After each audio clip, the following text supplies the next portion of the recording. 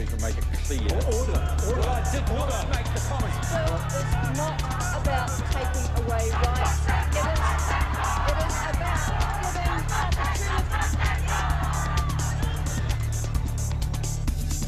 Good, ladies and gentlemen, good evening and welcome to Citizen A, where we wrap the week's current affairs with a panel of bloggers and opinion shapers. Joining me tonight, he was on the very first Citizen A, journalist, political commentator and editor of the daily blog Live, Selwyn, and he suddenly gained a liberal fan base for walking out on Willie and JT's radio live show, moral shepherd of the right and feminist hero, NBR political columnist Matthew Hooton. Welcome to you both. Coming up tonight, Issue 1, Deep Sea Oil Exploration starts this week. Has Minister Simon Bridges bitten off more than he can chew? Issue 2, should Pike River compensation be paid to families? And Issue 3 tonight, has Bill English snookered the asset sale referendum by announcing no more asset sales? Plus, we'll end the show on a final word, but let's kick things off tonight with Issue 1.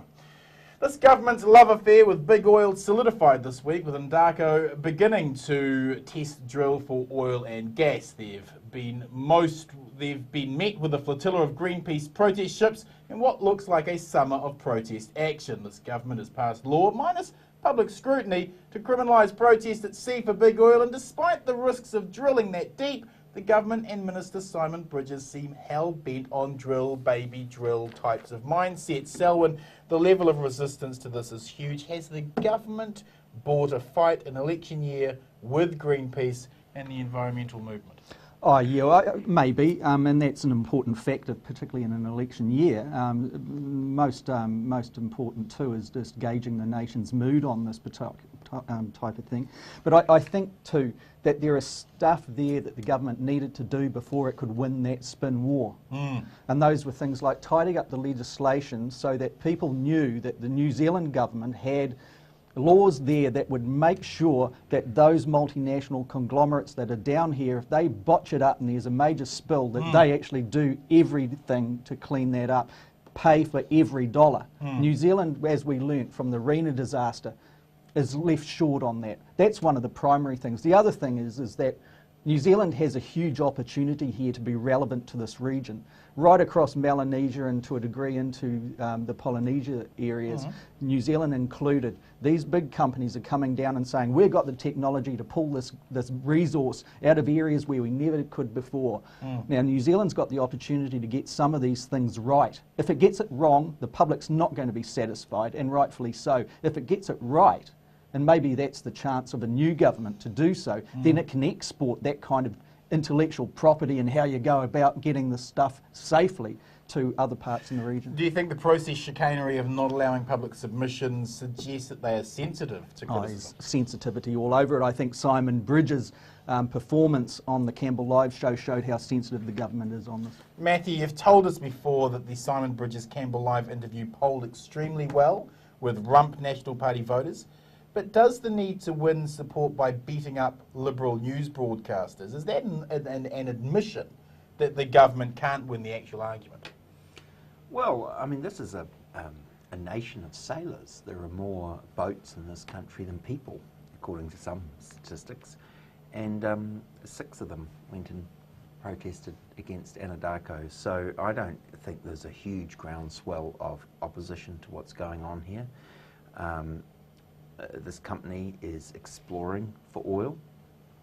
I hope it finds it. I hope others find oil in New Zealand. We have the 6th largest economic zone in the world, and it could completely transform our country and deal with all the social and economic problems that people are concerned about if we do find oil, and hopefully we do. But that wasn't the argument that Simon Bridges went into, was it? The argument that he used in that Campbell Live interview was just beat up Campbell Live. Well, you know, that was a little tactical thing. You know, there's several candidates for next leader of the National Party. Obviously, Amy Adams is talked about sometimes, Stephen Joyce. Only at cocktail parties when everyone's really drunk would they talk about Amy, wouldn't they? Well, she's been mentioned. Okay. Hector Browder used to be, but isn't anymore. But not anymore. Obviously, Judith Collins and Simon Bridges is there, and he's very popular within the National Party on that. But I think there's a bigger issue here. New Zealand has potentially trillions of dollars of oil And it's very, very important that if we do, we find it, we drill it, we sell it, and that the money comes back to the state. I think I think the royalties. If Simon Bridges is to take his role seriously, I think he has to look at substantially increasing the royalties that these companies have to pay to the New Zealand taxpayer. It's our oil, and they're not paying enough for the right to look for it. So, and does the law change deal for big oil start looking like another example of crony capitalism? Is that corrosive enough politically to make a difference in next year's election? Well, what Matthew underscored there is one of the major concerns. You know, place the environmental risk factors, and I'm not saying they're irrelevant, I'm just saying from this point in the argument, let's just place it there. The big problem is that on cred, this government has been a sellout government every time it has gone out there to supposedly advance New Zealand's public interest. It comes back with lame deals that do not satisfy what I suspect is even the blue supporter of the National Party. The ability of this particular government to get a result on the royalties that is not going to render New Zealand into some 21st century of what happened to Nigeria and others. Well, you know, I'm not convinced that that's going to happen. So let's get all of that debate out there, much more exposure of it, and then weigh up the potentials properly against the potential and likely environmental damage. Absolutely right. I want Simon Bridges, God forbid, you know, I wouldn't presume to advise him, but he needs to get to Norway. And hopefully John Key and Stephen Joyce and Bill English also get to Norway. The race to Norway has been on for a while. That is the country that has dealt with its oil wealth the best. It is now, it's 8 million people. It's transformed that country. They have the best social services, the lowest taxes. Because they can afford it. And we have the same potential, but they just... Simon Bridges, get to Norway. Norway's a bit like kryptonite for National Party MPs, though, isn't it? Well, but let's be innovative here. If there are trillions of dollars of oil, then let's make sure that we use it to transform our country. This is the challenge to the Labour Party too at the moment. You saw Moana Mackie on the Daily Blog this morning. She's leading with an article there about putting the science in here and putting the emotion to the side. She's not saying the emotion is not necessary, but she's saying let's look at the science and then weigh it up. These are important aspects. I think Labour going into this is a significant party in the next election year, because of those factors. Labour has to work out, is it worth the risk? Is it going to provide jobs? Is it going to provide the money into the New Zealand economy so that can engineer a social outcome for its people? Those are questions that are questions that are not being answered. And once again, you have to say that the government has got to go into bat for New Zealand on this and not just its corporate mate relationships. Correct. Matthew, John Key said this week that there were 50,000 wells in the Gulf of Mexico and only one problem, when in fact stats from the US Bureau of Safety and Environmental Enforcement show that there was one spill for every 30 wells. What happens if something does go wrong in terms of credibility?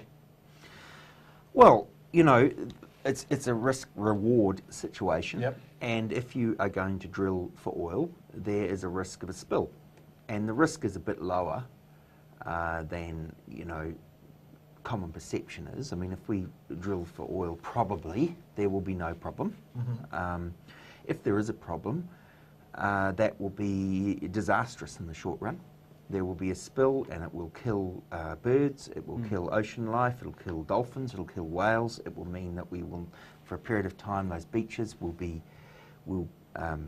awful.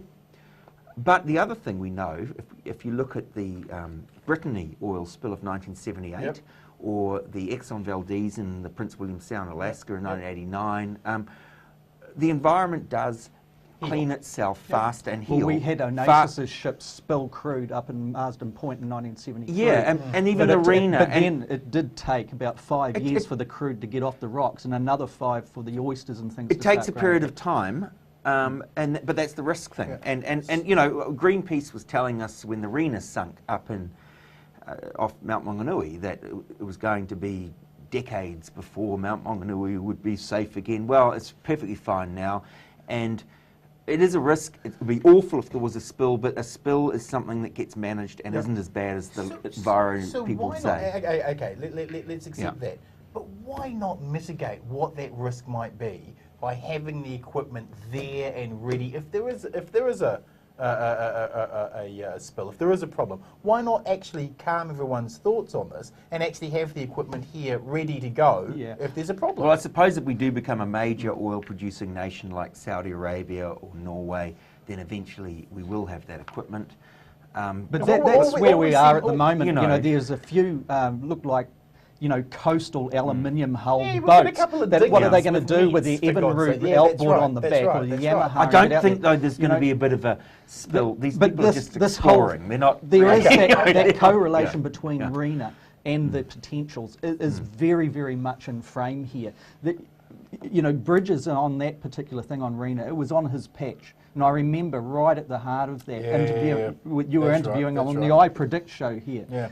He really didn't have answers for that, and he certainly didn't have answers about why the government seemed to be very slow, meaning the cabinet leadership on that issue, to get out there and actually connect and get things moving. It was slow to get off the ground. If it's 200 miles offshore, it's going to be even slower. And I just got to underscore the need for the costs of that being applied to those multinationals that are actually exploiting this particular resource. Surely the cost needs to go to them. Final question to both of you. If we don't diversify our economy beyond selling milk powder to China, will we be forced to allow oil drilling in New Zealand's future? We're not forced to. It's our choice. But either if we have oil in our economic zone, one of the biggest in the world, quite frankly, we either drill it and sell it, hopefully on better terms than the government's current arrangements, or as peak oil approaches sometime over the next century, and oil goes up in value, someone else is going to come and invade us and steal it, because that's what happens with natural resources. We either take this oil and sell it, or one day someone will come and steal it. So it's best to maybe hide it and not show that we've got it at all. No, it's best to drill it and sell it now. And with the hardware in the Pacific at the moment, you know what country is dominating. So, Thank you, panel. Before we have an embassy situation, thank you, panel. Moving on with issue 2, when Minister Simon Bridges wasn't cutting sweetheart deals of big oil and beating up on Liberal broadcasters, he seemed to have decided that he was in fact the Prime Minister this week when he bewilderingly answered a question by David Cunliffe, where he took it upon himself to reveal to the opposition what was discussed within Cabinet regarding the Pike River mine compensation claim. Matthew, has there been a coup d'etat? Has Simon Bridges in fact taken control of the national Well, they do say that you should dress for the job you want rather than the one you've got. And I think in taking it upon himself to comment on the internal deliberations of Cabinet, Simon Bridges was probably following that rule. I see. I imagine he's in for a bit of a telling off when the think Prime so? Minister I was going to say there's a lot for someone pushing the envelope, but when the letter inside the envelope might be from the Prime Minister, You don't it's want a to bit of a risky manoeuvre. What happened? Well, I think they should pay this money. It's $3 million.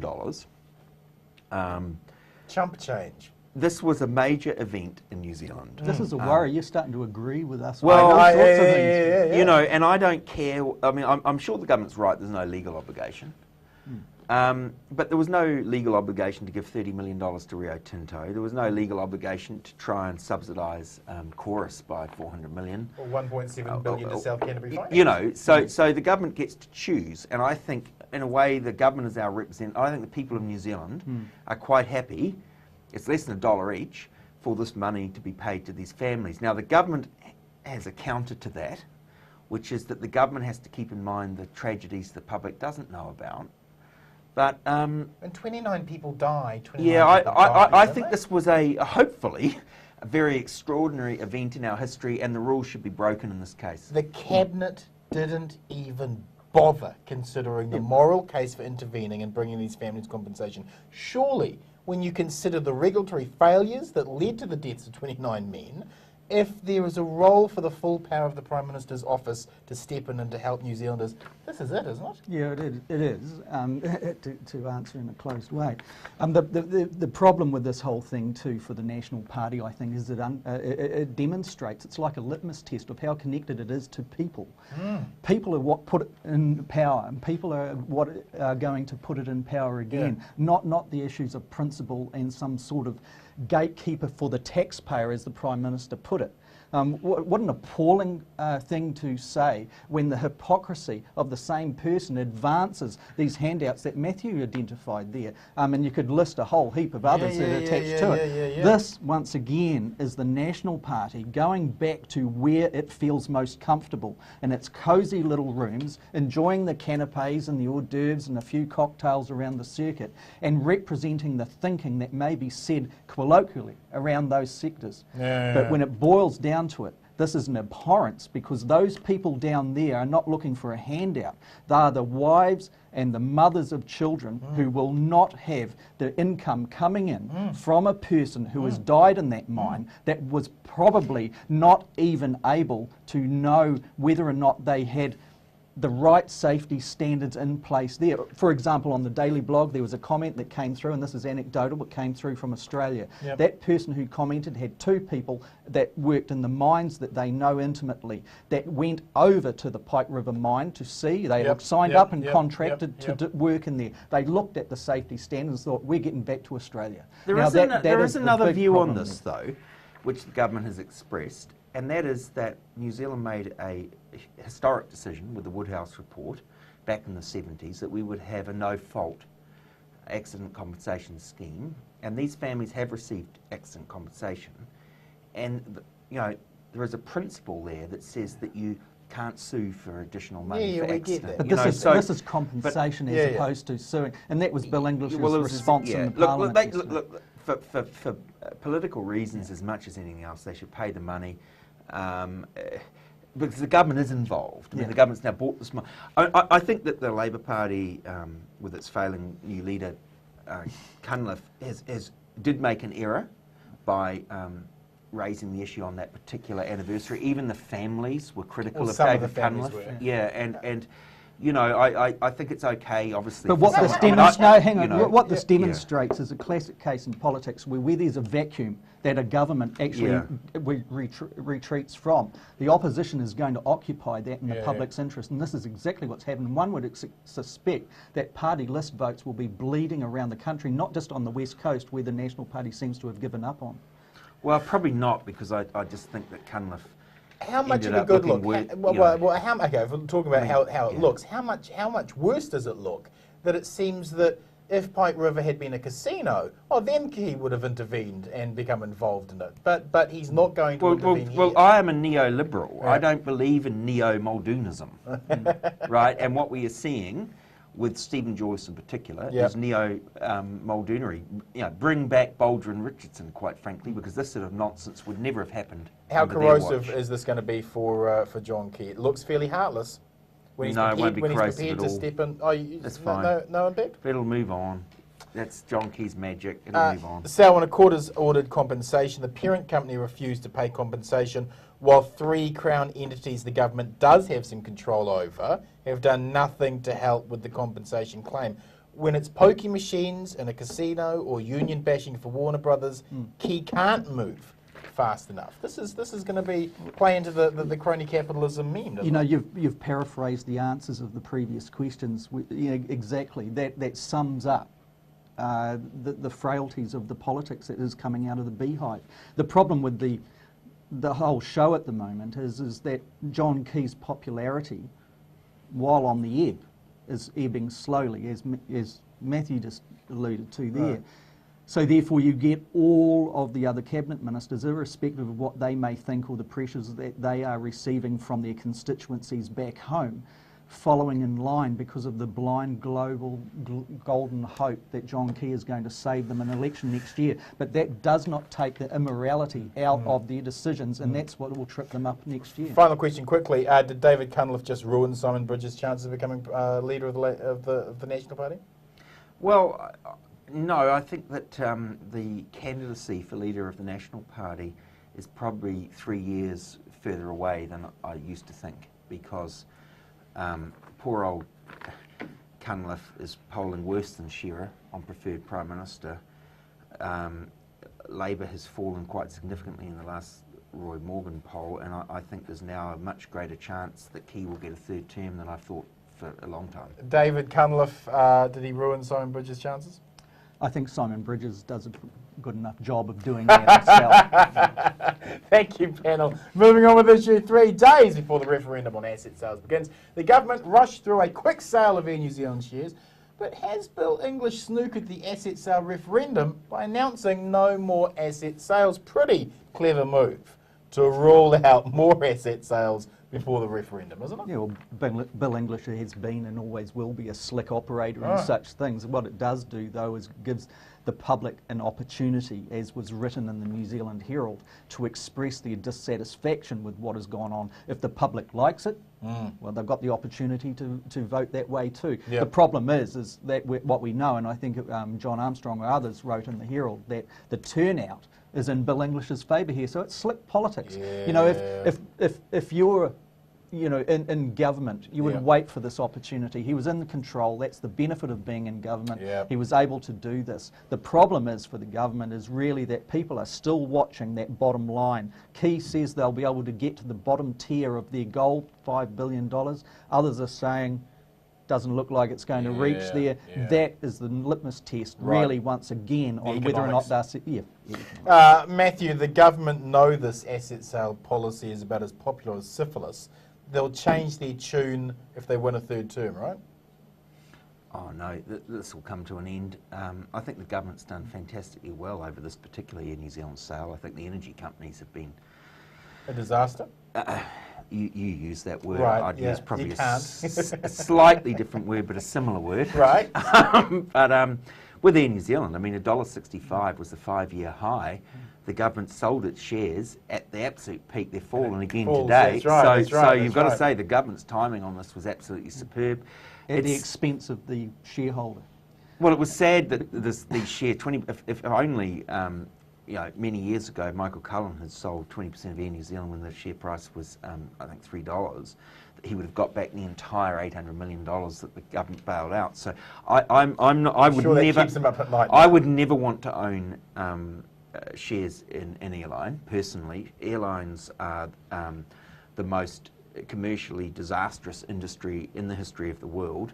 They have transferred more money from shareholders and capitalists to consumers of any industry. The combined losses are trillions of dollars over the years. And so I'm very, very pleased the government is no longer as exposed to what is an incredibly dangerous industry to be investing in. Question to both of you. Will the referendum be a hollow victory?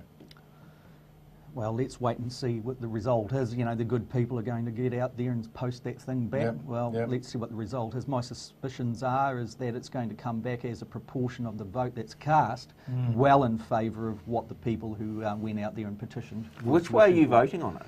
Me? Yeah. Oh, clearly, You're a no. Yeah. See, I'm not sure because I don't believe. For example, I think the government. The question is, should the government sell X% of these companies?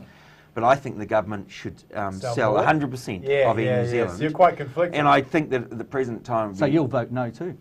Well, probably, because I don't think that the government should own 51% of Air New Zealand, but I also don't agree with selling shares in Solid Energy at the current time, and I'm not sure that it's a good idea to sell Genesis just now. So if there is a... So I probably will have to vote no, because I'm against the way the question's worded. Right. I'm probably a no. So if there's a high referendum no vote, your first words will be, well, you know, lots of people probably voted because... well, I don't think many people will vote. Right, okay. But look, I might vote. I don't know, but I don't know how to vote. Final question to both of you: will asset sales be an election issue? It continues to be so, but once again, that's slick politics by Bill English. This is tidying up a mess that they created themselves. Yeah, they fought it pretty much on. No, well, the last election was a referendum. Yep. The Labour Party said that it was a referendum on asset sales. The people voted for asset sales in the general election. But next time it won't be an issue because it's not going to be on either party's agenda. Let's thank you, panel. Let's wrap with final word. Selwyn, your final word this weekend. Well, it's the last word. Yes. Last time you'll be able to suffer my miserable face on this program, and the second to last time it screens. But I just wanted to say my last word, thanks to people that the public can't see here. Will, sitting over there, and Deb, who has looked after us all the way through. Yep. And also for a program that Triangle and then Face and Stratos along the way. provided where people like Matthew and myself, Trotter, yourself, and thank you to you too, and kudos to that, to extend some of these debates out. Cam Slater in the early stages were fantastic kind of opportunities to really get there and grind it down. So my last word would be that election year next year, a good public, exercise your vote in a good, honourable way that you feel good with. Not like what Matthew did last time where he voted for a guy he didn't like, he felt so sick. He said on public social media, I've got to go home and have a shower. Do a good vote and salute to you all. Matthew, final word. Well, I endorse all that. I think this is a fantastic show. But my final word is looking ahead to the cabinet reshuffle. There's some ministers who will be sacked in the way that poor old Kate Wilkinson and Heatley were fired by Key earlier in the year in order to bring new talent in. I expect that Craig Foss, the broadcasting minister, will be top of the list for being sacked. And when you think that there is what his role is, then good job by John Key when he sacks him. Thank you, Matthew. Thank you, Selwyn. Ladies and gentlemen, to my final word. Reports released this week show that we have spent $282 million in a decade of war to prop up a corrupt narco state in Afghanistan for freedom and democracy, but we can't afford to feed the poorest children in our poorest schools. That cost has skyrocketed to $50 million per year under Key with his SAS deployment, that we have spent so much money to waste on a pointless war we are never going to win, just to suck up to the Americans while we have 270,000 children in poverty is a horrible indictment on what our priorities are. Next week is the final ever episode of Citizen A, and I will host a year in review show with special guests Wallace Chapman and the leader of the Labour Party, David Cunliffe. If you like tonight's show, please join our Citizen A Facebook site and connect with other like-minded news citizens, and follow me on my Citizen Bomber Twitter and Facebook page. Thanks for watching, whānau. Good night, Aotearoa.